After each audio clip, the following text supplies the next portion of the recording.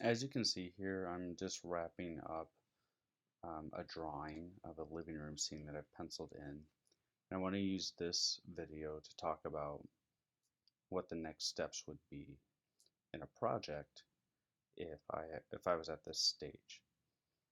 Um, if I were to just turn this in as a project, it wouldn't be appropriate. So we need to do something more. And one thing you can do is you can use a fine point Sharpie marker and you can ink the drawing. And when you ink the drawing, it makes things more visible.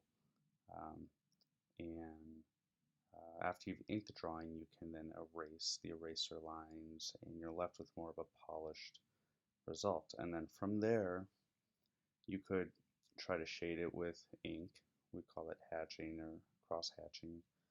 You can color shade it with colored pencils. You could bring in watercolor.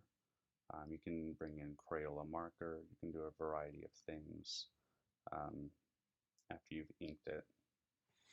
Usually we like to do something more with it than just ink it, but um, if inking it is, sometimes inking it is the best way to go and leave it at that stage if it works best for the project or if you're limited on time. But we want to avoid turning in a project that is simply just a pencil drawing um, at this stage.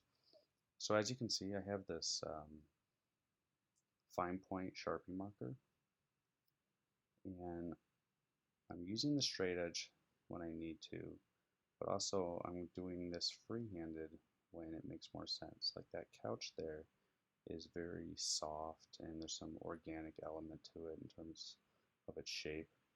So sometimes a free-handed approach is okay, but use the straight edge when you need to. Now, far off in the distance there, I'm attempting to draw as lightly as I can.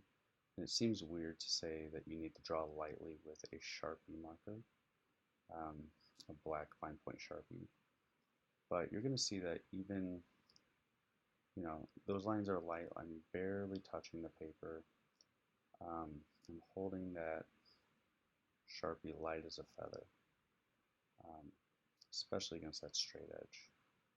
And in some cases, the line even appears to be almost a broken line because I'm barely pressing that marker to the paper at all. Sometimes I'm letting the Sharpie marker just sort of skip along the paper really gently. Now up close, we typically give firmer pressure, have slightly darker lines, but on that far away stuff, because we're trying to create a sense of atmospheric perspective, and we don't want to draw attention to every single thing, we want to choose what we draw attention to. So the items that we draw attention to, that we don't want to draw attention to, we don't want to make them too bold. This video is also at double speed, just so that you know you should not move this fast. And in fact, I don't move this fast either. But I put the video at double speed to make the tutorial more efficient for you. But it looks like I'm moving at regular speed very fast, but I'm actually going a bit slower. So you can see these bricks I'm freehanding, but anytime if the lines are short like that, you can easily just handle them. Sometimes you really need to line up. Now you can see that broken line just on the edge of that concrete. And these lines here, I'm just trying to be really gentle, and look at the line. I'm just barely touching the paper with it, and the line ends up being a broken line, and that gives that line a little bit of character.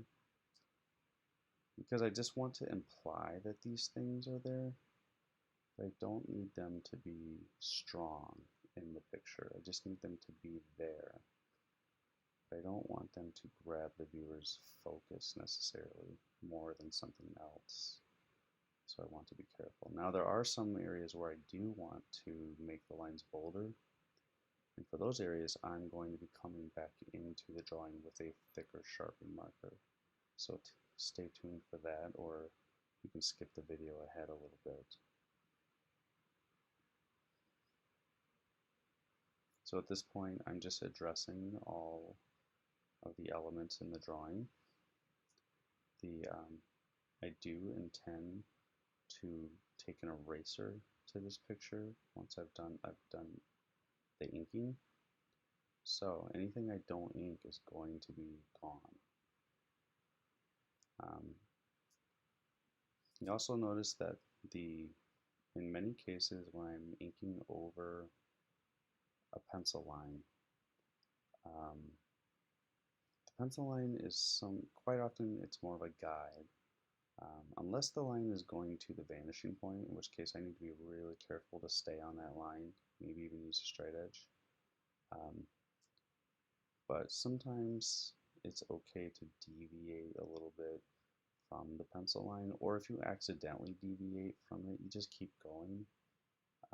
You don't need to worry about starting over or getting white out or anything like that.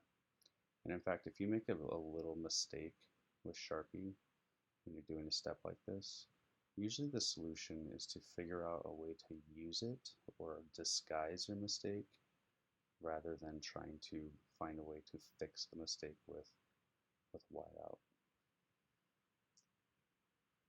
So in these cases, I am using that straight edge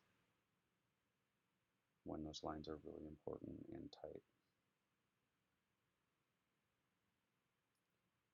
But at the same time, that corner of the window and all that, I don't want it to be a really important part of the picture. I just want it to be implied that it's there, but I don't need it to be super detailed. Okay, just looking for some lines that I missed. Like this is a great example of just sort of using the pencil as a guideline, but not worried about tracing every bit of it perfectly. If you notice here, I'm pulling the Sharpie from the vanishing point on those lines. The reason I'm not so caught up in tracing every line perfectly is I want the lines to seem like they have confidence. And sometimes if you are too focused on tracing the exact pencil line just right, the line can get really wobbly, it can get really rigid, it can get really mechanical. And sometimes it's nice to have a fluidness to the drawing even when you're doing the inking portion. So back in there, there's just some really important lines that do need to be straight and horizontal. So when needed, make sure you grab that straight edge.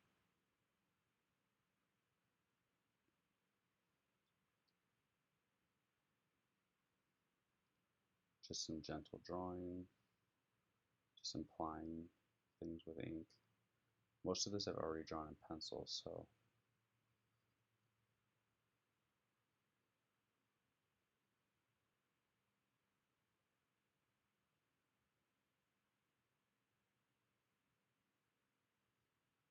it seems like we're coming up on the end of the fine point Sharpie. Right in here, I'm just penciling or inking in just some general lines. Now here we're doing some speed erasing. Sped up the video for this. So I'm erasing up all of these pencil lines, and now I have a regular Sharpie. Now here's what you have to know about inking is that bolder, thicker lines grab our attention more, and they seem three-dimensionally, they seem closer to us. That's how our brain works. Our brain interprets stronger, bolder lines as being closer. So the front edge of that couch, the front edge of that table, I'm letting be stronger in line. The front edge of that carpet I've made thicker. You don't want to overdo this. You just want to pick your spots. Still doing a broken line, but I'm just making it a little bit stronger. And when a line fades from the distance, it fades from light and gradually becomes thicker as it gets closer, it can add to that depth.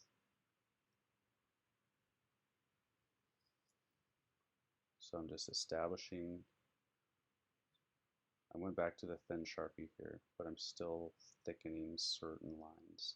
That couch right there is well in front of everything behind it. So I want to make sure that I use the boldness of the line strategically to indicate that to the viewer. Even if they don't realize I'm indicating it, their mind will interpret the darker, thicker lines as being closer and more visually important. So now I'm just looking for any other areas that might need a little bit stronger line, like that mantle right there, or the corner between the inside of the fireplace versus the outside is very important.